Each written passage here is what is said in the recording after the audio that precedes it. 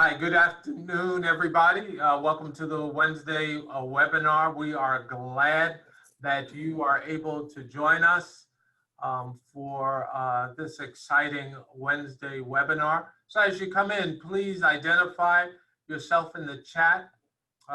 Please put where you're from, what congregation you're from, what position you might hold in that congregation would be helpful. We are grateful and thankful for everyone that is joining us.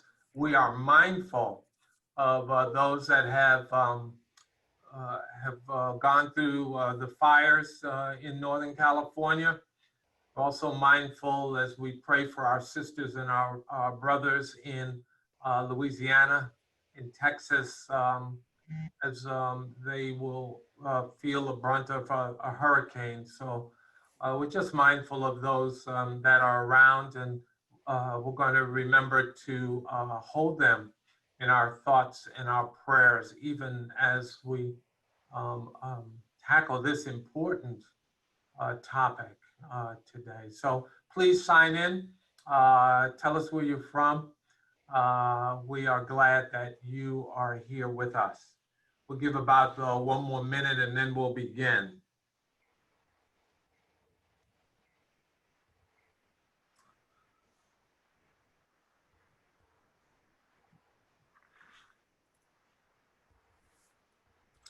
All right, I'm gonna open up my chat page. I see a whole lot of people checking in and joining us. Thank you so much from all over the conference joining us, even though this is a couple of weeks before our annual conference. I appreciate it because I know everybody's very busy. Well, I want to thank you for joining us today. We have a very important and vital topic today on stewardship and giving.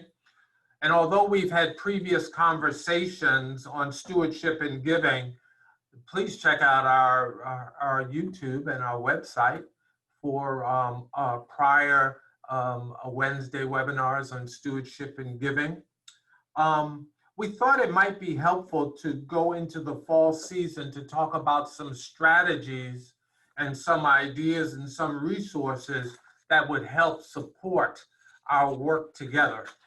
I'm Reggie Nichols. I'm the new Director of Leadership Development for the California-Nevada Annual Conference, and it's my joy to serve you and to host this webinar today.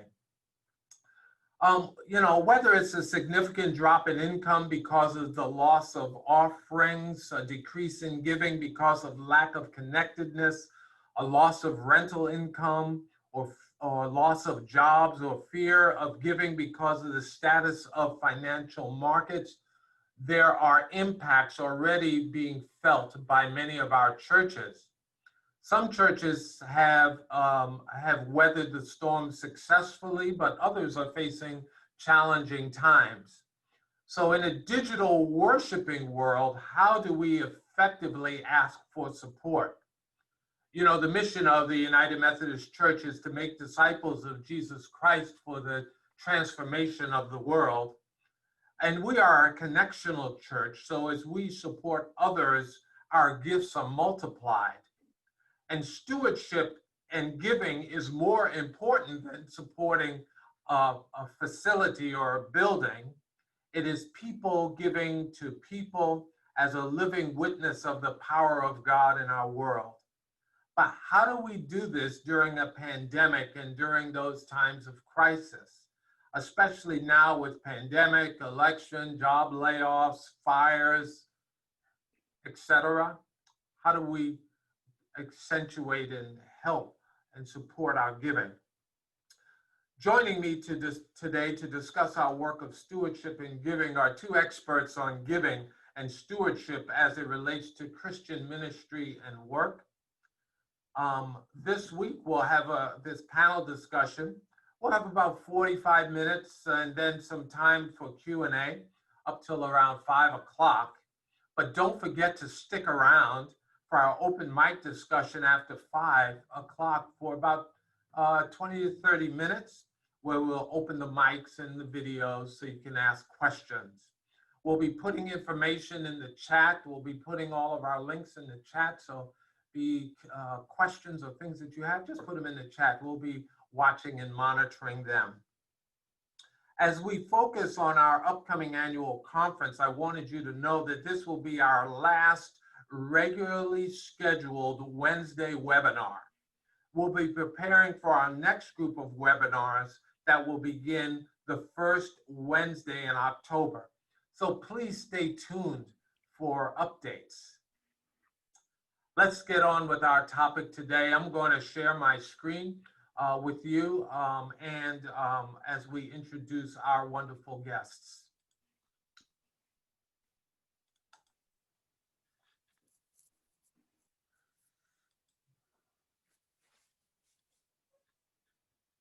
So today we are talking about stewardship in the age of COVID-19, and we're going to be talking about some innovative ideas and resources.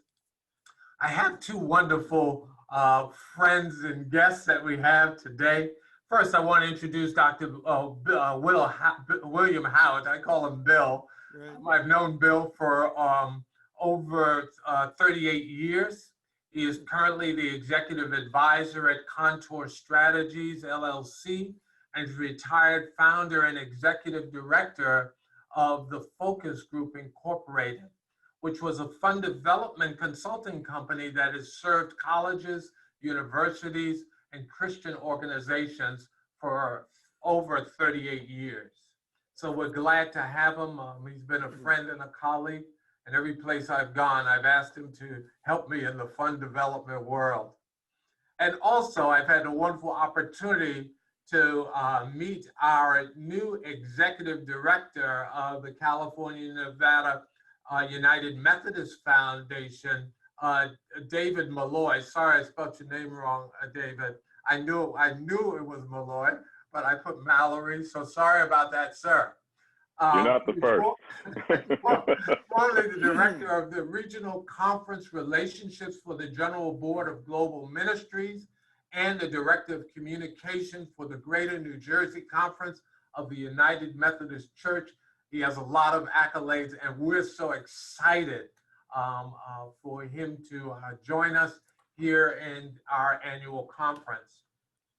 I just want to, before we get started with some questions, well, good evening. I need to tell you that Bill Hautt is on the East Coast. He's in Georgia, so it's 3 hours ahead. So I really appreciate him being with us. And David is right next door. I just moved in a couple of months ago, so just great to have him.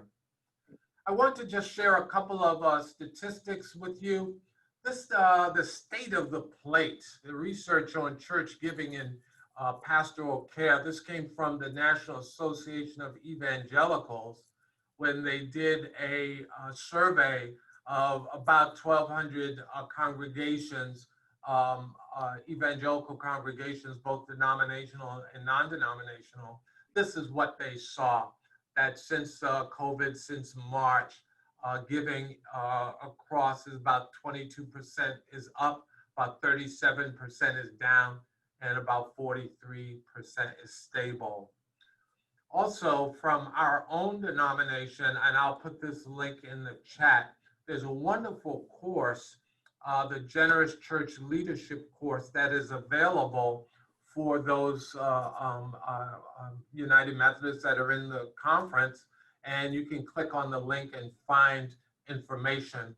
I wanted to get Dr. Kenneth Sloan, who is with the Board of Discipleship, and he was going to join us, but he's on vacation this week.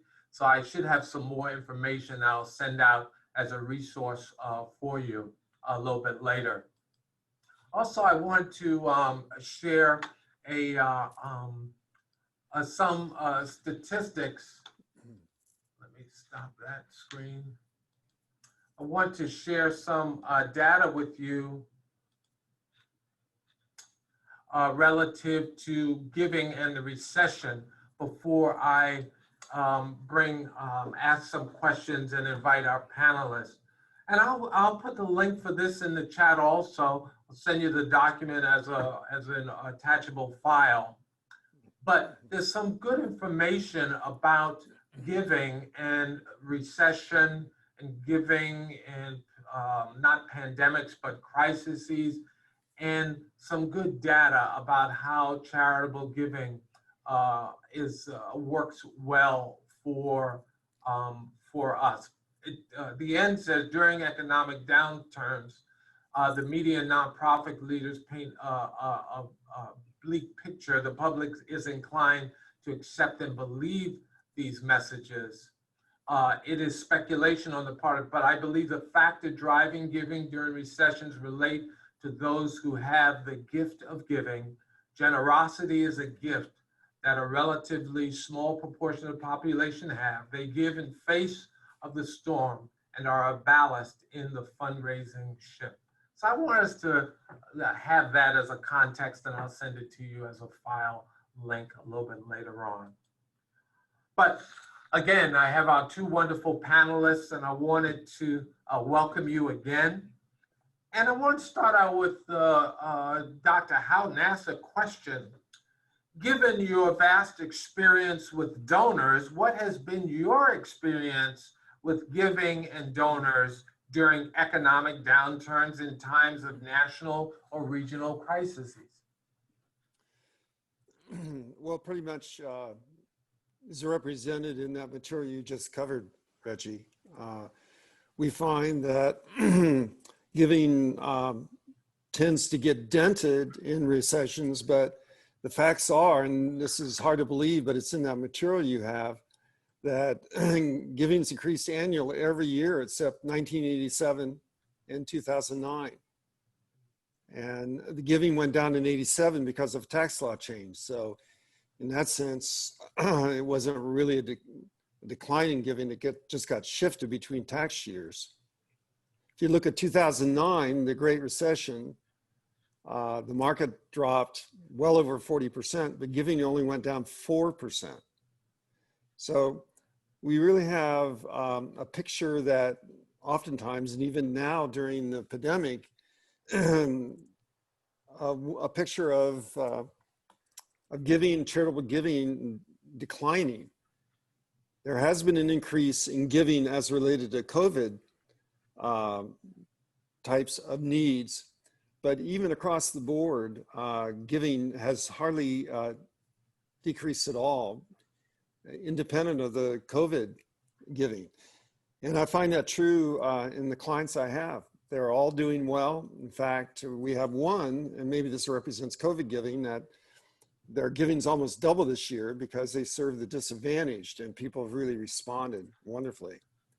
So I think it goes to that idea that there is a group of people among us that have the gift of giving. I think you could look at scripture and listen to Jesus talk about the widow who gave her 2 mites, very low desire, very low ability, very high desire. And then he turns and talks about the rich young ruler, very high capacity, very low desire.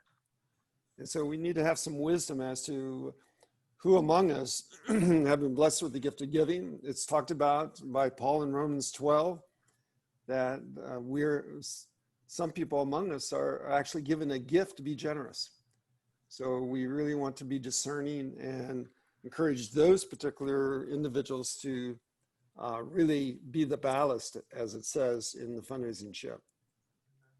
Well, thank you for that. I know, and again, I will send the link to the document that you sent to us so that people can have a chance to see that giving is increasing, but the way people give and how people are inspired to give might be shifting a little bit.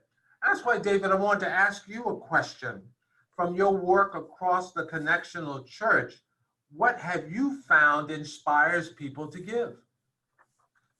Well, there's a generosity is in United Methodist DNA, and so I've found that across all local levels or levels of the church, from local church all the way up to working at a general agency. One of the things that we did when I worked at the general agency, I started out working with the advanced, which is kind of a second mile giving opportunity for United Methodists to give to specific projects that are all over the world, or missionaries are all over the world. And so that was one of the great joys of my life, is that I was able to connect with some of those projects, or connect with missionaries in different areas, learn their stories, tell those back to concerned or curious people back in the United States about what the United Methodist Church is doing in their name in different places around the world. And and then the generosity flowed from that. Missional work, a lot of people always, missional work has a lot of stories. And so we bring those stories to bear when we try to challenge and ask people for gifts. When I was working at the General Board of Global Ministries, I think storytelling helps people understand what their funds or what their resources are doing collectively all around the world, and also in their own backyards. And so once people get a taste or are used to hearing those stories, they want to know exactly what their ministries are doing locally as well. And so I think one of the things you mentioned earlier is that we're connectional people. And so I think,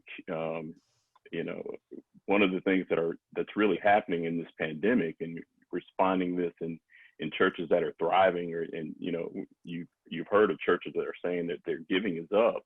It's because they've figured out a new way to connect to their people, connect to people, tell the stories of the ministries that are continuing in the face of all this vulnerability that's taking place right now in our world. And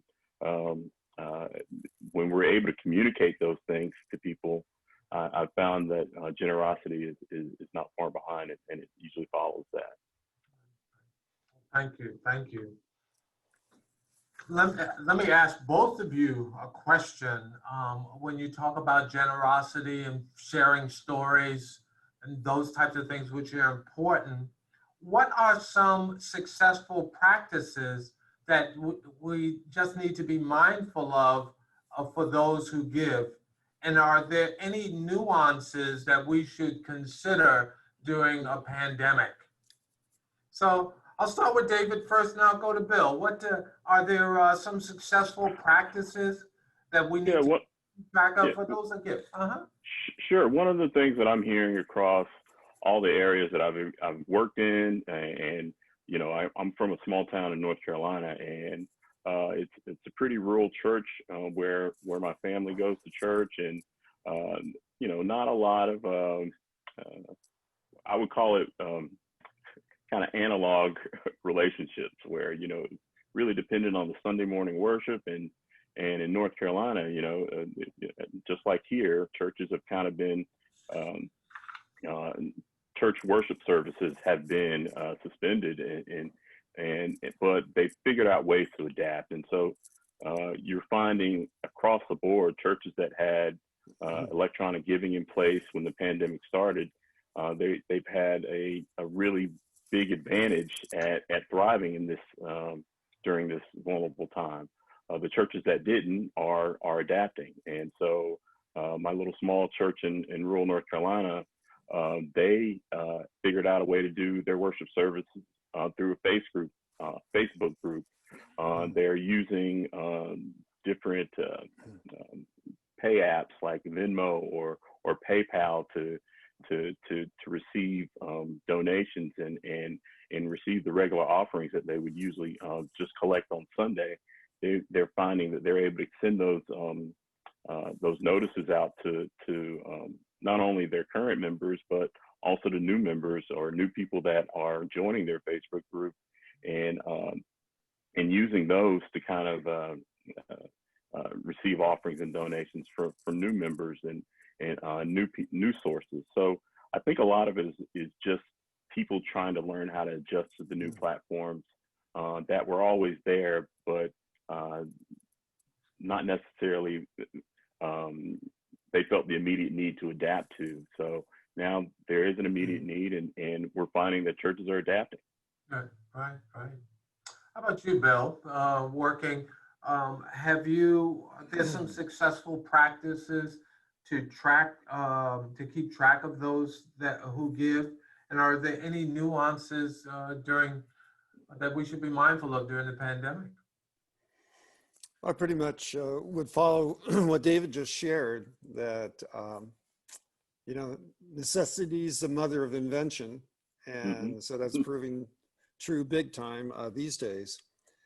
This morning I was on a call with a client in Mississippi, and he was expressing really deep concern about people in his constituency. He's head of a school, and he just said there's just a sense of sadness and loneliness. And he was just talking about ways that he was thinking about in terms of how to engage with people and to encourage them, and to encourage them to be joyful and hopeful. And he's talking about sending cookies. His school, they make cookies. And so he's planning, and I surely encouraged him to send people cookies with a hopeful note. But for others in some of the churches, they could be sending a particular maybe humorous card, or just something with a little note on it. But I think you need to think creatively, and that shouldn't be too hard. There are various things you could do. You could do it electronically, but these days when you get something in the mail, hard copy, it's sort of special. And so we shouldn't ignore that option. But I think also in terms of keeping track, and this may not be something that the churches are inclined to do, we sure do it with our clients that are not churches. And as we work off of an 80-20 strategy, and 80% of the funds to most of our clients come from 20% of the donors. So we encourage them to be very much aware of that implicit strategy, and to individually connect with the 20%. Then we encourage them to connect with the 80% through group processes, group communications. And so to the degree churches would be comfortable with looking at their support base, their congregations, and think in terms of an 80-20. And the problem with that, I think our pastors are concerned about giving special attention to the 20%. But in this environment, financial support is very important. And I would encourage them to be a little more inclined toward being pragmatic. Yeah, yeah. I need to mention, Bill, I forgot to mention that you are a lay member of a Noonan First United Methodist Church in Georgia, Noonan, That's Georgia. true. So, and have been a member for a long time. So you've been working this, even though you're a fund development professional, from the lay side, also in the church, seeing how things are going, and how people are reaching out even in the congregation. Yeah. Let me ask both of you, what are some suggestions or best practices for reaching donors remotely and digitally? You know, before pandemic, remote and digital access to congregants was secondary, because of the plate and because we could be face to face, that was the primary strategy. But what are some suggestions or best practices for reaching donors remotely and digitally as the first practice? And Bill, I'll have you start, and then have David join. Are you talking about engaging them on giving, or just engaging them in general? I'm talking about engaging them on giving. Yeah. Well, they could dovetail because of the stories and all that you have to get remotely now. But talk to us about on the giving aspect and the stewardship aspect. How do you engage? And it could include just connecting. Yeah. Well, David was talking about stories. I would encourage everyone listening in to, if you're not aware of, to become aware of Donald Miller's story brand. It's a marketing concept. And I think too often we think about stories in sort of a generic sense. And what Miller is saying is when you tell stories about here's what our church is accomplishing, here's what the youth group is doing, here's the choir on a tour, you're talking about the programs of your church. He's saying that's not a story. He calls that noise. He says that stories are music when they are the stories about the donors. And so how that would apply here would be, you know, as one letter I saw said, when you woke up this morning, you're probably well aware of the unrest across the country and so many struggling with the virus. And so it was putting the donor right in the story, not talking about what the organization's doing, but talking about what the individual is getting the letter is facing. And I've had clients who begin by saying, you know, a general introduction and say, let me tell you about the story of so-and-so. And then to tell the story about so-and-so, and then they start talking about the programs. We're also oriented toward promoting our organizations. And Miller is saying, promote the donor. Now, he doesn't talk about it in terms of nonprofits terms, but all of his terms are fully applicable to nonprofits. So I think this whole idea of storytelling, I think too, there's an inclination to move so far toward electronic communications that we tend sometimes forget the importance of hard copy and of mailings. And so if I were a pastor, I would be at least once a month doing some hard copy mailings and bring them around to the fact that the church continues to need support. So I like having a mix of electronic and hard copy, not just concentrating on electronic. Mm-hmm, mm-hmm. That's a really good point, Bill. That's a good point. Yeah, David. Yeah, I was going to say it's a really good point. When I was talking about stories, I want to make sure I'm clear on just when you talk about stories, you really want to make sure that your stories, I think Bill was saying, like you're putting the donor into the story, saying what it is that their actions are doing that are impacting someone else's life, exactly. and how that impact is affecting that donor as well. You know, and it's a real circular kind of thing, cyclical kind of thing. And but he also talked about there was also he mentioned a book or resource. I wanted to also mention a book or resource that I've been reading. It's called the Unstuck Church. And one of the things, and I just want to make sure I get the author's name right. It's by Tony Morgan. And he talked about 7 shifts that churches need to make to kind of adjust to what's going on in, you know, with the pandemic, and also just the shifts that are going on and taking place. We had a brief conversation yesterday, and I was just saying that I think certain things that were taking place in the church where the pandemic, I think, is just kind of accelerating trends that were already kind of there. But you know, for today or before the pandemic, you know, there was a focus on analog, and the future is going to be digital. For today, the focus is on teaching, and the future is going to be about equipping people. Today, it was about gathering, all of us gathering, but the future is really about how do we live into the connectional nature of our church. Right. We need to be connecting people that, you know, I think Bill mentioned that one of his clients was feeling kind of isolated. And so, you know, what are the ways that we can use digital communication? We can use mailings. We can use all the ways that we can reach out to people, to connect people together, to keep our community connected. You know, there's going to be a shift from, because of the pandemic, you know, because we have such our ways of moving around are kind of so restricted right now. We're thinking a lot more locally instead of thinking about the world globally. We're really thinking about our loved ones that are close by, that are being affected and that are vulnerable to this pandemic.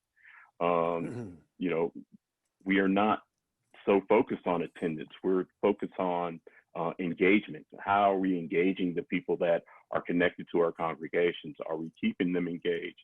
Are we making them aware that you're still a member of our church, you're still a part of our community? How are we making, particularly in this, you know, kind of,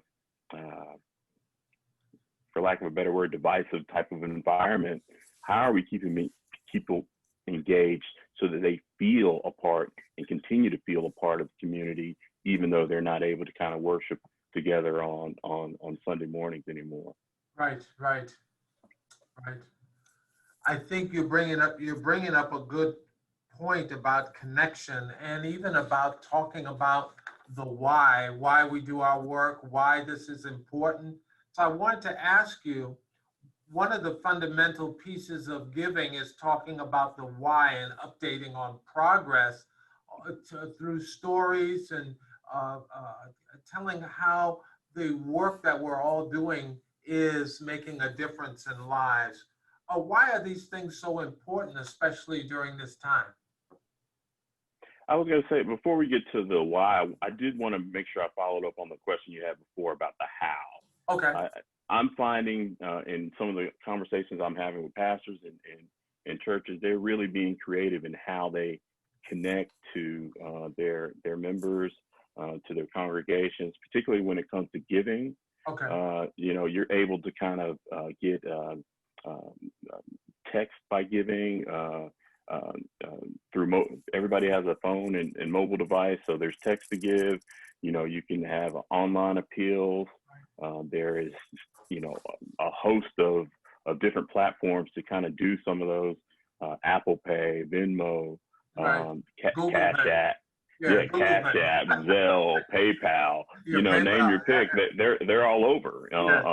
A lot of people are using Square kiosks to take donations. But what I've found is, particularly in the small church that I attended in North Carolina, the pastor was even more creative, and I think I thought at the time it was kind of a bold move to kind of move people to this area, but you know, she encouraged people to do bill pay or bank drafts, and so they collected that data, and they, you know, the members responded and gave that data to their congregation, and that way it became a recurring platform for people to give to their church, you know, and so it's there's all kinds of ways to kind of move people from and Bill knows this pretty well, I know, move people from annual gifts to major gifts to legacy giving. And so, you know, there's a host of platforms out there for people to use. You just, like I said, you got to kind of get creative. Right.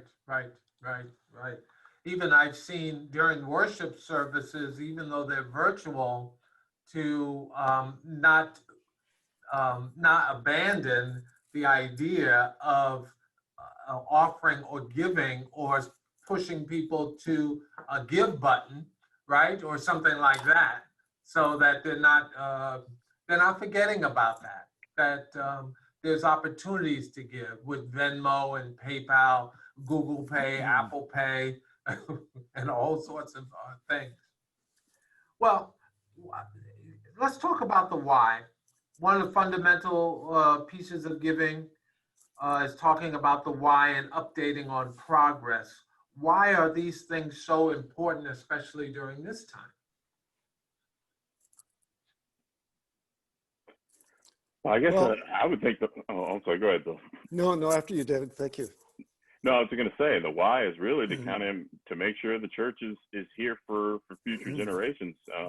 I think you know, I'm coming from I was a fundraiser for years, and I worked with I was a director of communication in New Jersey, and then I did a lot of development work with global ministries, and now I'm kind of focused on endowment and legacy giving. And so I've kind of moved to an area where I'm trying to figure out what are the ways that we can make sure that these ministries thrive and survive and well into the future, into Right. perpetuity. And so I think for me, that's where I am right now as far as my seeing fundraising as a ministry and making sure that it undergirds the church, and we're setting a good foundation for the church. Bill, some thoughts? Yeah, Reggie, you know me well enough to know what my answer is here. I believe every nonprofit, I should say, should have what I call a case. And people often call it the case for support.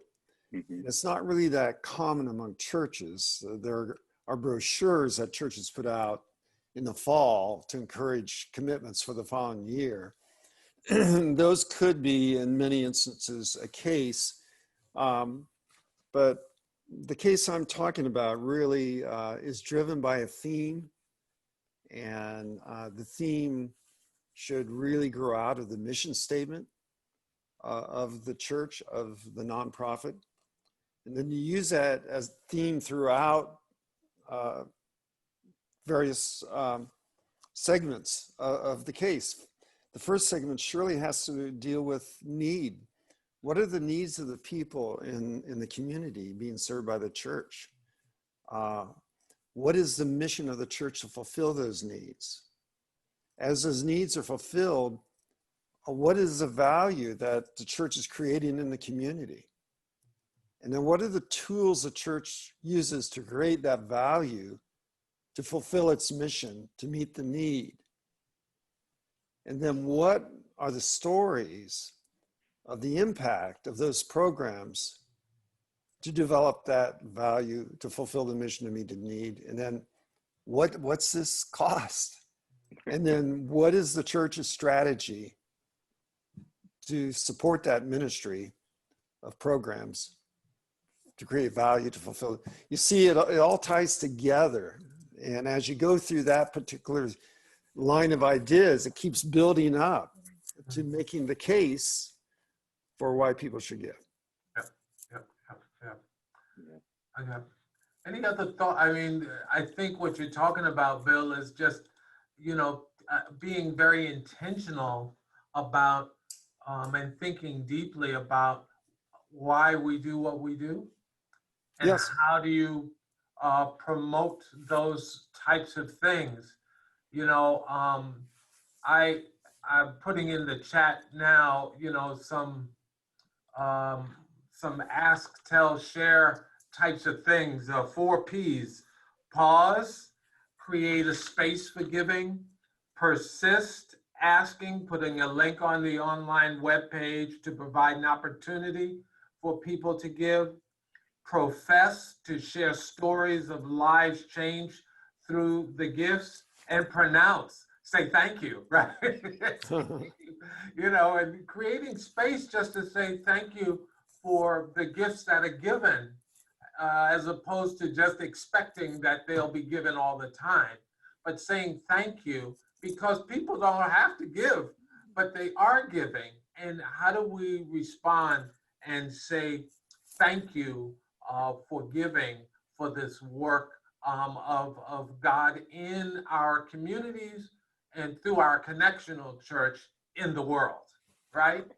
Mm-hmm. Yeah, you're talking about acknowledgement, and Yes.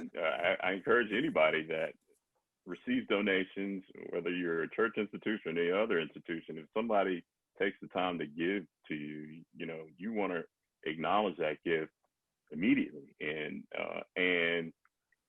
not only acknowledge the gift immediately, but also challenge them to say, hey, thank you for this gift. This is what your gift did.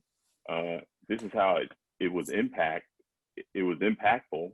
And if you want to continue in making this impact, these are other options or other ways that you can give to continue to have this feeling of impacting and having somewhat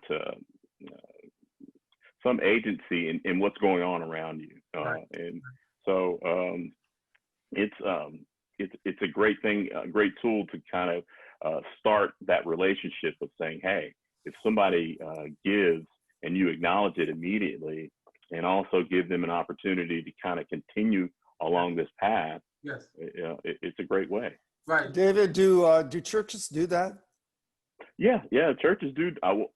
Churches, I'll say this: the churches that do it are really successful. I know I think they're rare, aren't they? I would hope not. I think from a general agency standpoint, I know we had to, even if it was a $5 gift, we had to send out an acknowledgement letter. But hopefully churches are in the practice of acknowledging gifts. If not, it's a practice that they should start. I agree. We've been Presbyterians for a number of years before we moved to Georgia. And now we're in Georgia. And of all the churches we've been members of, I think they thank us when we make a pledge, but I don't think I hear from them at all during the year. Mm. Well, I think it's a good, And that's an example. Bill. I think it's a good practice. What's that? It's a great practice, but it's also an example of a poor impact. That's exactly correct. That's not the impact that you want. And does your church good do impact that? is David, does your church? Yes. They do? Yes. Wow. But I think it's a good practice, and I think it's a good way of connecting. So we don't normally think of giving as a way of connecting people to the work. We can think about worship being a connectional place. We can think about doing mission work together. Right. But giving is also a way of connecting people. And because people are connected in giving, that could be the reason that we can take some time to say thank you. I think giving and acknowledgement are all a part of a useful engagement cycle. If you're trying to engage people and if a person takes the time out to actually give a gift, some type of acknowledgement of that gift is definitely warranted, if not essential to maintaining a healthy relationship. Good. I see some questions are coming in, and we're going to ask some of the questions. I want to give both of you an opportunity for some final thoughts, maybe 1 to 2 minutes, some final thoughts, even though this is an important topic. And as a fundraising professional myself, I know this is important, but I want to give you some opportunity for some final thoughts. While they're giving some final thoughts, those that are in the webinar, if you could put some questions down, I will get them so we can ask them. But I'll start with Bill, if you have some final thoughts, and then David. I think don't get caught in one size fits all. Don't get caught in one medium. Continue to have a variety of mediums, how you communicate with people. And again, in my experience, possibly work a little harder and thank you. That's not been something I've really experienced much in my church experience, whether it be a Presbyterian or Methodist. So communication, I guess, is the message I would leave you with, Reggie. Cool. How about you, David? I was gonna say, in these kind of challenging times where necessity becomes the mother of invention. Don't be afraid to kind of branch out. Try to figure out or look around in your church and see what talent is available to kind of help with this connecting, with this engagement. If you don't have a digital giving partner online or mobile or something, try to find one. If you're not invested in streaming tech, like I said, these aren't exclusive platforms or things that can replace other things. But with the challenges that we're facing, I do feel like maintaining a connection to your congregants and engaging them, whether that's sharing some type of impactful story or just making them aware of what's kind of going on, use the tools that are at your disposal. The main goal of technology, in a lot of ways, is just another platform to keep people connected. Try to use technology to make your giving impactful, or to impact your giving, and to make sure that people aren't forgetting that they have commitments to our churches. They have commitments to seeing the ministries thrive and flourish. So using technology as a way to do that helps them to keep their commitments to our church on their minds. Sure. Good. And it's part of the mission, not just giving to, but giving as a witness and as an action to for the love of Christ. I mean, so it's not just on that side; it's all of it, as you guys are saying. So I appreciate it. I have a couple of questions that have come up. I wanted to ask you. One that came up early about the trends, Bill, in giving during crises and pandemic. Are the California, specific to California, do you have any data about how the California giving aligns with the national trends? No, I don't. I'd be surprised if it varies radically. There might be a nuance, but I'd be very surprised. We see giving behavior really cuts across not only states in the country, but globally. We see it. I've worked in South America and over in the UK, and we don't see wide discrepancy or divergence. Okay. I had another question about confidentiality. And how do you deal with confidentiality of donor record and donor giving, especially in this age where everybody's concerned about their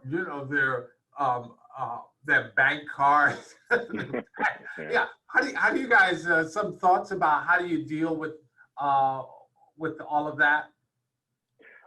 I would say when I worked at Global Ministries, and some donors wanted to remain anonymous, and sometimes we would share stories about donor gifts or something like that, and we would either change the name or change the name of the church, but we would say we would make sure that the ministry that they gave to was uplifted, and we might say that the conference it came from or something like that, but we wouldn't specify.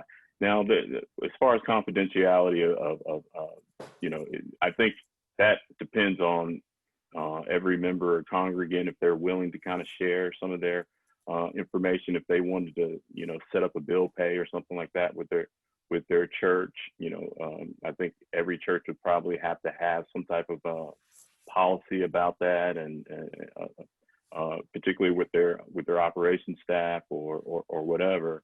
I'm pretty sure it can be done. I know I've heard of it and seen it done in different areas of different churches that I have experience with. So it's possible, but again, making sure that you put the right protocols in place to make it work. Right. Bill, do you have anything to? How do you do with donor confidentiality and those types of things, especially in this COVID moment where there are people that are concerned about their donor record or their name getting out or something like that? Well, I think you got to be very sensitive to that. It's interesting, in the past, and I don't know if COVID's going to change this, but all kinds of organizations, not necessarily churches, of course, but they report on people's giving by different categories, top categories and so forth. I recently recommended that our clients think about not recognizing donors based on what they give, but recognizing them based on how long they've given. Mm-hmm. And I'm finding that probably is going to help bridge a gap there, because we're recognizing donor faithfulness, loyalty, rather than level of giving. But I think you just got to be very careful. I think my experience with pastors is, and again, I haven't worked with churches hardly at all, so I'm not in a position like David to comment on this, but I think pastors like to completely separate themselves from any understanding or information related to who gives what. And while,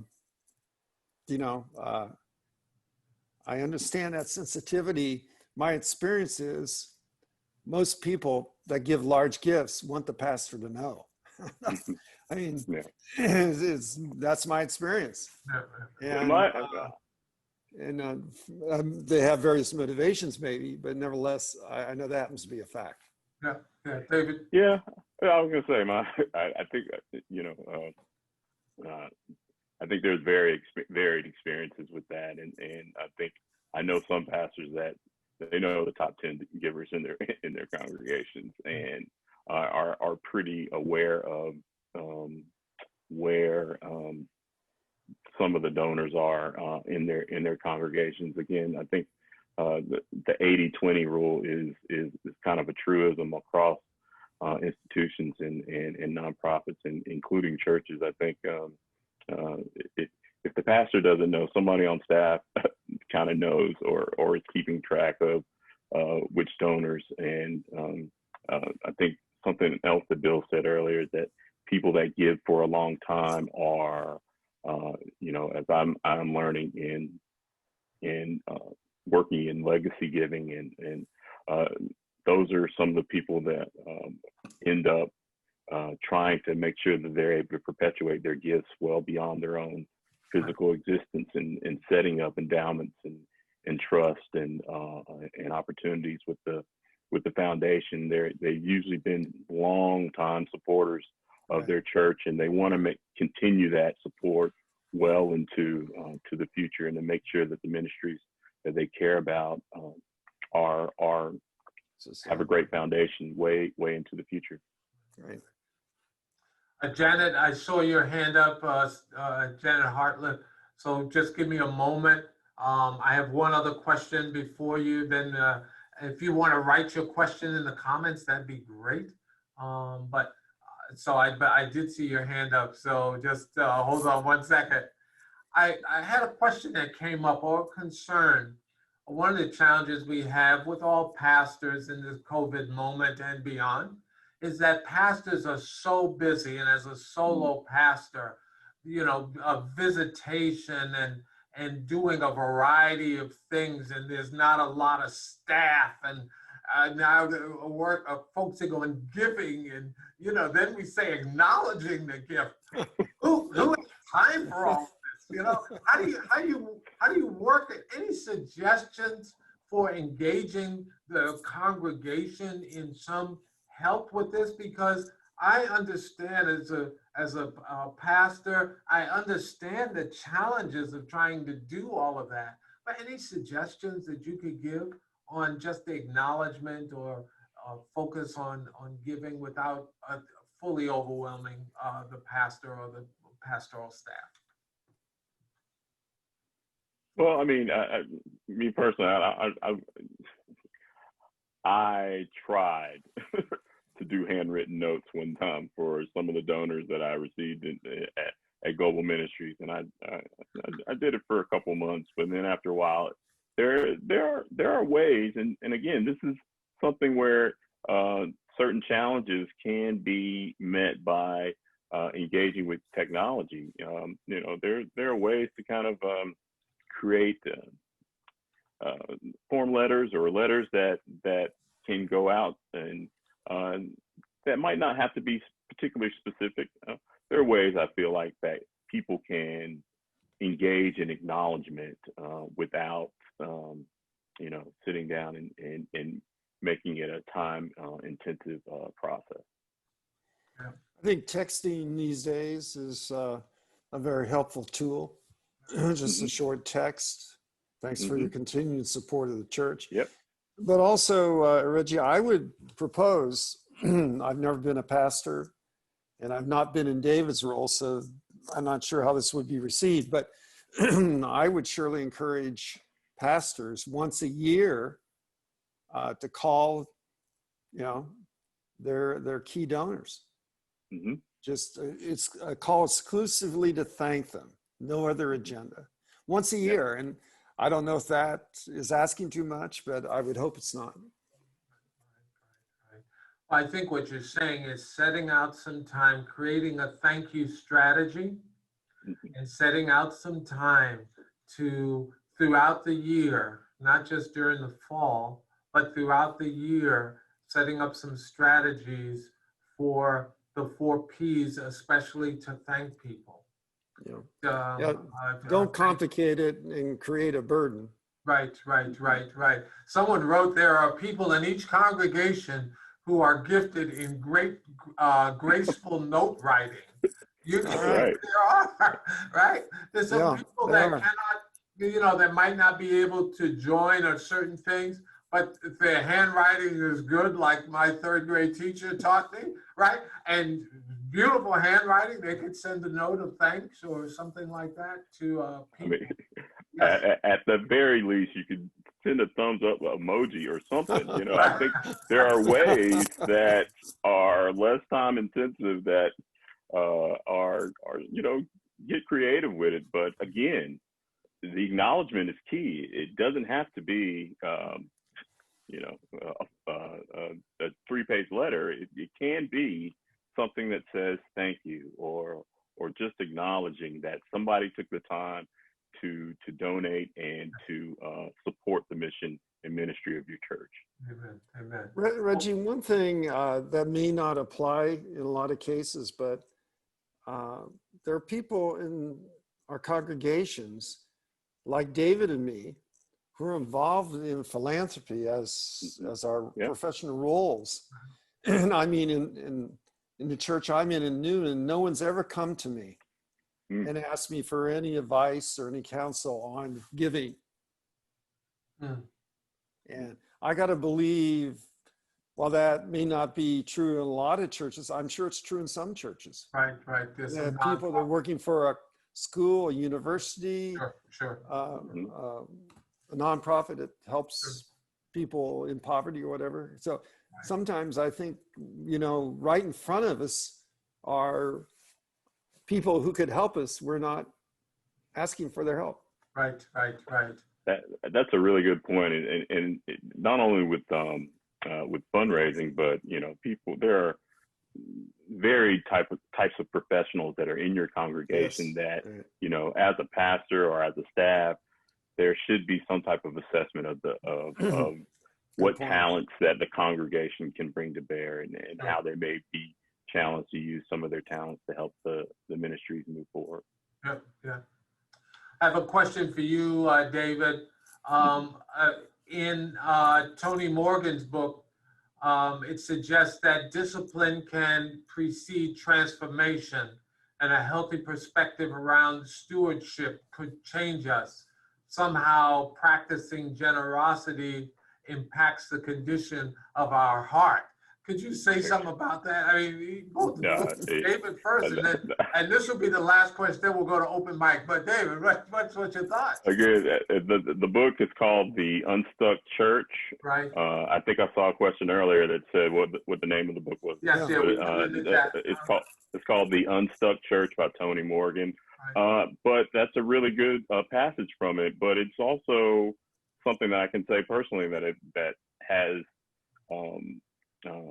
affected me as a fundraiser, but also as a member of the denomination of the church all my life.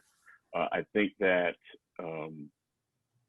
giving is and stewardship and all those different words, fundraising, somehow are put aside as not a part of the ministry of the church. It's some kind of other distinction, and I think that people don't really give a lot of credence to the notion that giving is a spiritual act. That it's a way of expressing your love for the church and your love for the ministries that you share and the love for the community that you're a part of. So I think I've always thought of fundraising as a ministry, and I know some people are apprehensive to it, but and part of what I've always said is that if you're able to kind of participate in the ministry and you get joy from participating in the projects and meeting people, there's a way to quantify it, you know, and in some ways, in a lot of ways, there are ways that it's unquantifiable, but there are also ways where you can match your resources to the feelings that you get with participating in the ministry and mission of the church. And so I think people quantify all kinds of things all over the place. And so I think there's a way that somebody can say, you know what, the resources that I've been blessed with, I should be able to share those with the same impactful feeling that I get when I hear a great sermon or listen to the choir or participate in one of the ministries of my congregation. Well, I appreciate all of your time. It's 5 o'clock and we're going to have some open mic. This ministry of giving is so important, even as we look at this moment of pandemic. How do we just encourage through the ministry of giving and transformation as we make disciples for Jesus Christ, for the transformation of the world? So I wanted to thank David and thank Bill for being a part of our discussion. If you just hang on for a little bit, I'm going to ask Selby to come on to see if we have any announcements or anything like that. And then we'll have some open mic time. So Selby, thank you. Good morning. Good morning to you, Reggie, and good morning to everyone. Thank you for joining us. What a great panel, David and Bill. Thank you so much for being here. And thank everyone who gathered and really made this panel session important and by your presence. I'll say that I am always looking for stories from your church, local church life stories. So please keep sending those to me. We are in deep preparations for annual conference 172. It is our very first virtual annual conference. So you'll be seeing some things on the website. That will be coming out, some announcements. So stay tuned for all of that as we prepare. And I'm just happy to be here, Reggie. I'm just throwing it back to you now. Thank you, Selby.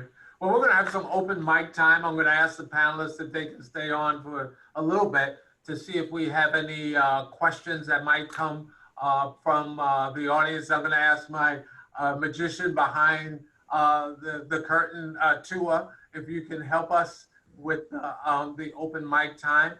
And so you can raise your hand. We're going to feel free to ask some questions. I see some questions that have come up. Pastors in small churches here are not given the information on who's included in the 80-20, so it'd be difficult for either to affirm or connect. And aside from challenging times, what are the most successful campaigns that you've seen in local churches? These are some things that have come up. As I try to encourage electronic giving, I am told by the finance people that our church software only supports certain methods of ACH. So these are some things, some questions that have come up in the chat. But I'm going to allow people to raise their hands and ask some questions. So do I have any, you can help me, Tua, if I see any people that are raising their hands, to see if there are any questions that are coming up. If not, I will use those questions that are, that have been posted. I'll ask some questions. Have any, well, let me ask both of you while we're waiting for hands. Well, I have someone that's raised their hand. Okay, follow them up. If you could announce yourself, pronounce your name, and then direct your question, okay? And I know if I pronounce your name, I will pronounce it wrong, but it's Balamao Samate. So you raised your hand. Why don't you unmute your microphone and then ask your question? Hi, my question is in regards to pay bill online. I have tried a few times to put it on our Facebook, the church Facebook, but somehow it did not work. Can someone help me on that? How would I go about it? You're trying to put a donor. You're trying to put a donor link online in Facebook. Yes, with our church Facebook account. Got it. What I can do, I don't know if David or Bill has the know how to do that specifically, because it's a technical question. Do either one of you know how to put the link on Facebook, put the donate link on Facebook online? I actually know how to do that. You do, Selby, talk Oh, to me. thank you, Selby. Talk to me. Glory! Hallelujah. Amen. All right. Yes, and I'll just say that you should probably, I'll put my email in the chat so you can email me directly, but sometimes it's just a matter of copying and pasting the link or creating a hot link. And so I won't take up the time here, but I am putting my email in the chat, and please feel free to reach out. We can talk offline. Thank you. All right, Thank you're you so very much. welcome. Thanks for your question. Thank you. Impact. I love it. Yeah, cool. So one of our superintendents asking, they said they noticed that when pastors are experiencing financial chaos and shame about that in their personal lives, it hinders them from leading effective stewardship in their church. Have you noticed this? And what counsel do you have to help pastors who are experiencing financial challenges in the church and chaos that accompanies that and the shame that accompanies that? How do they get back on track? What's some ideas to get back on track? Well, I mean, their own financial counseling would probably be something that would kind of help alleviate this sense of shame. And I think it's one of those things where we have to figure out that as a pastor, you know, they're supposed to lead the church in all facets, and if they're able to kind of meet the challenge of their own personal finances, then, you know, they should feel the same type of responsibility for the church that they're in charge of. Got it. We got a Ken Iritani. Yes. Yes, can you hear me? This is Ken. We can. Welcome. Thank you for staying. Ken, Hello, David. how are you? I'm fine. Are you in Sacramento or are you in North Carolina? I just moved here 3 weeks ago, so we kind of did a little self-quarantine. So and then, you know, it's pretty hot out last week. Welcome to hot Sacramento. I've kind of just been a homebody, but you know, we got internet. We just got our boxes, and our movers showed up yesterday, and so we're still adjusting, but we're definitely California residents now. Good. Congratulations. So I actually have a question. I was looking at the Story Brand. So is Story Brand I see a marketing workshop, or is it a book? Is it a marketing technique and discipline? Is that what Story Brand is? Right. It is a book. It is a seminar. You can actually get your own personal consultant.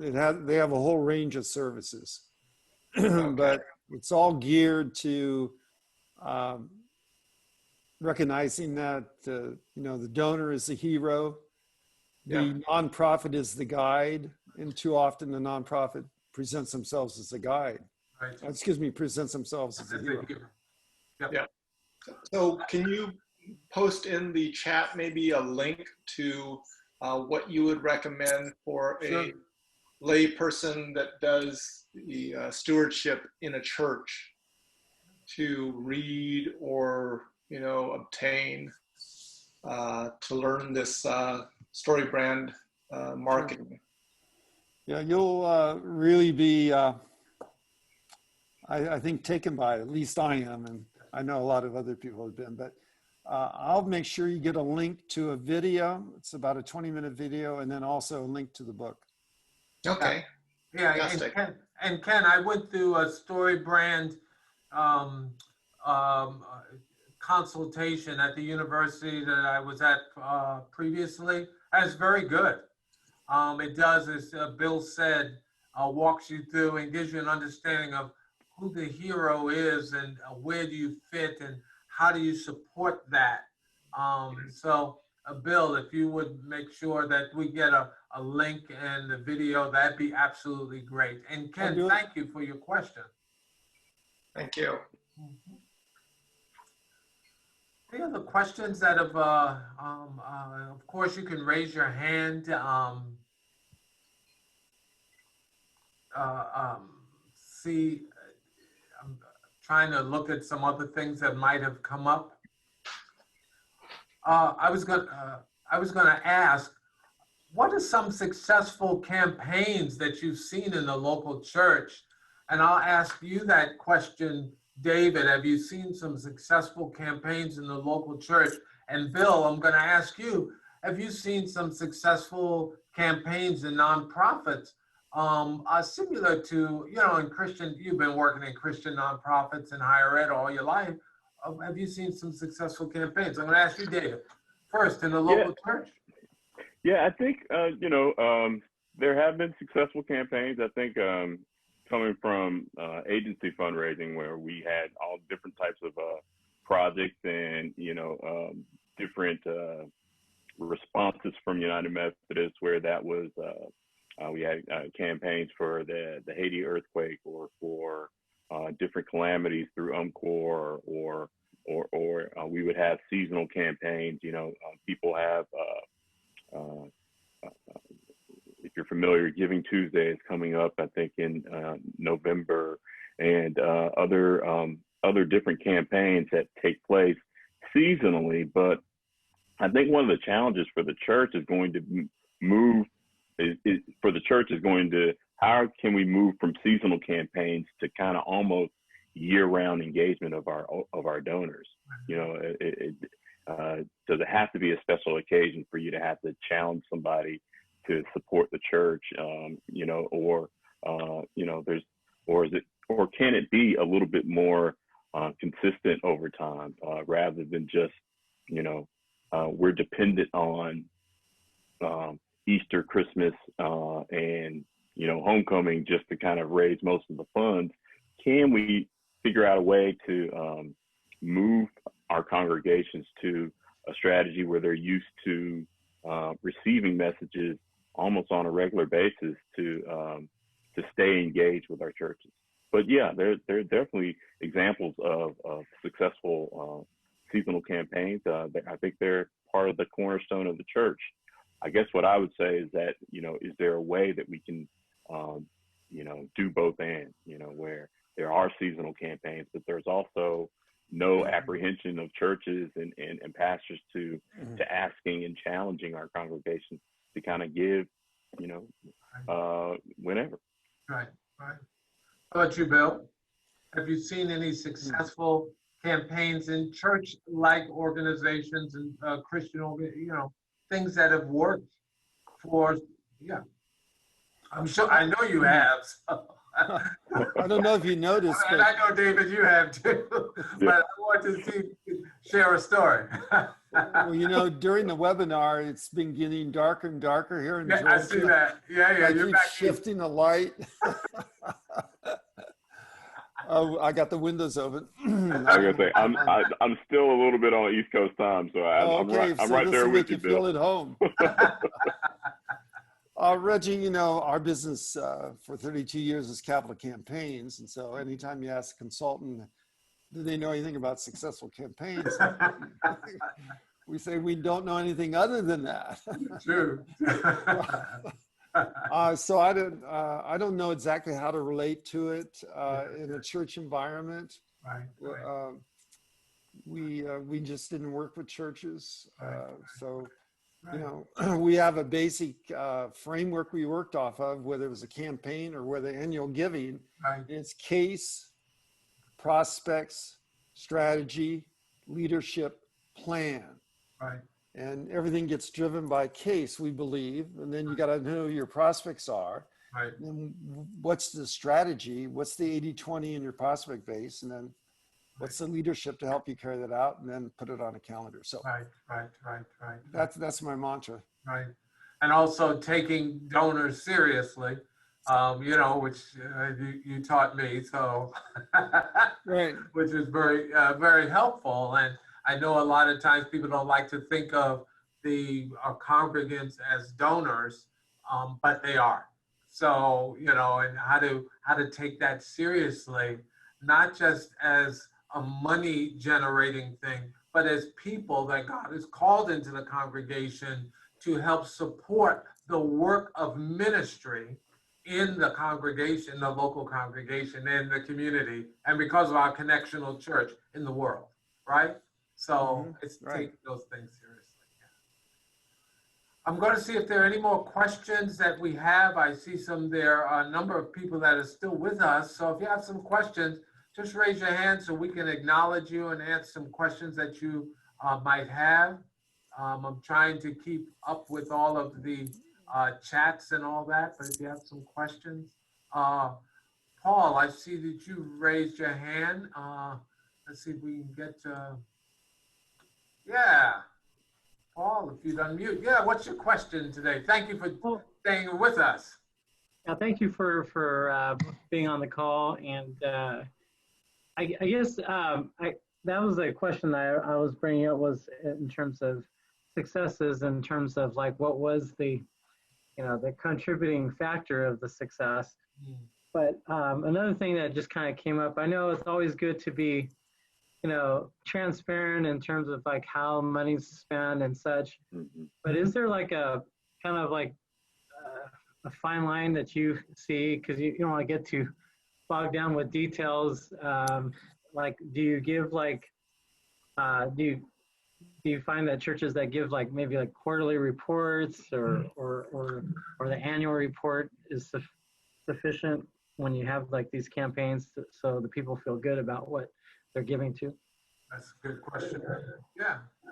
How do you answer that? I know a lot of organizations have annual reports and those types of things. What is your wisdom about updating on where we are relative to giving and or project success or the stories? What's your wisdom, both David and Bill? Well, I come from a tradition where in the church that I grew up in, there was always and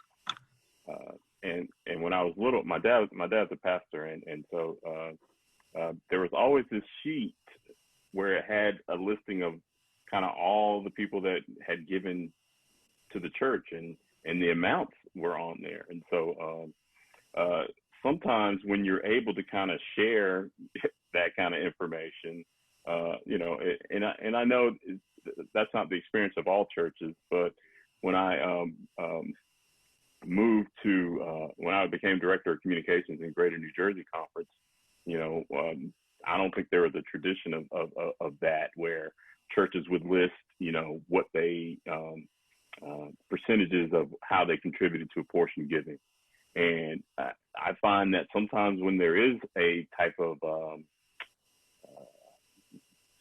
almost a roll call of giving, where you see the contributions that people in a community have made to the whole, sometimes it is, people are able to kind of see where their church is or challenge themselves to kind of reach a particular level of giving. And so it's all in how you want to share that information. Some people are comfortable with it, some people aren't.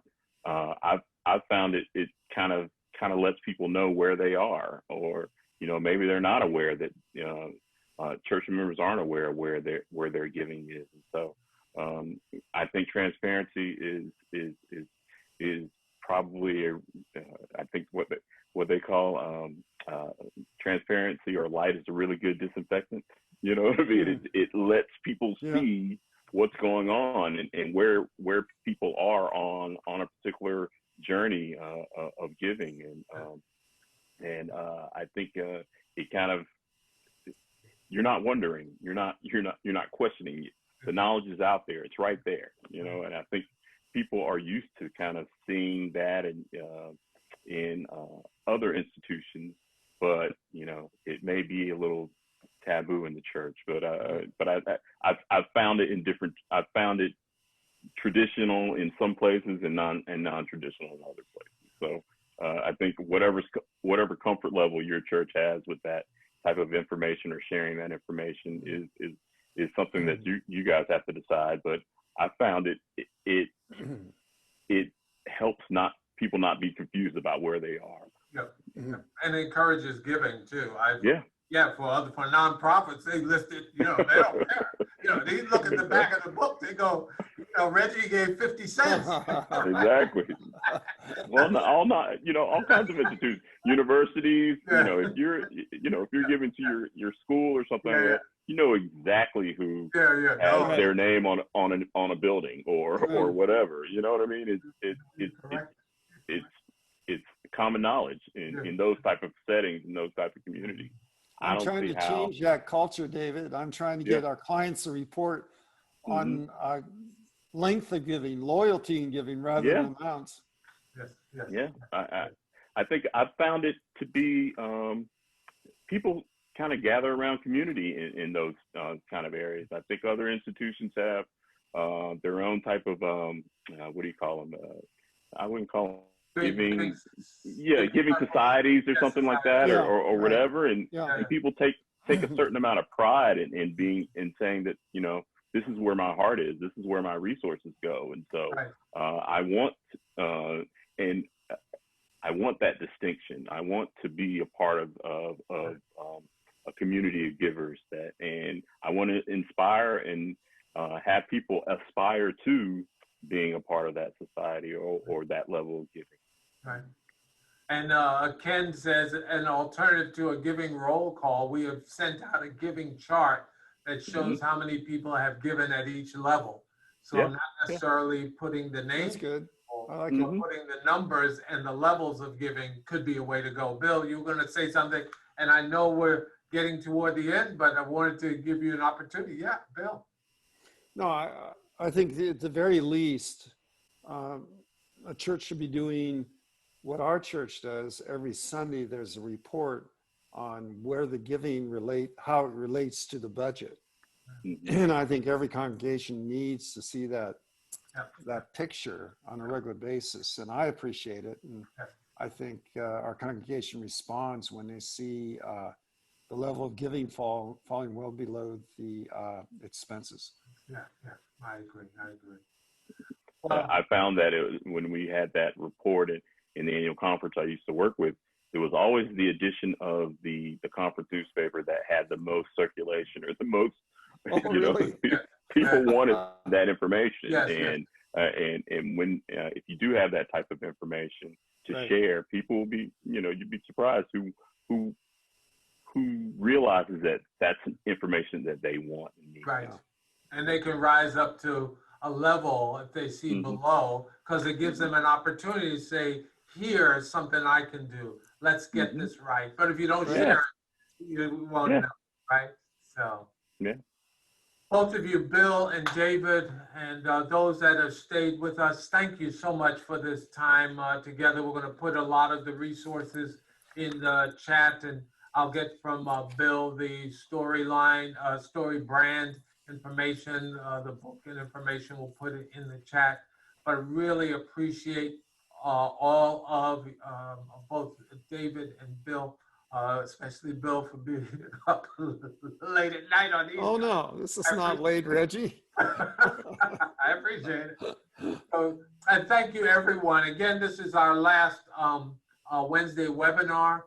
We have a lot of conference activity going on over the next couple of weeks, but stay tuned. We're going to have an exciting group of webinars that are going to start in the beginning, Wednesday webinars that are going to start in the beginning of October.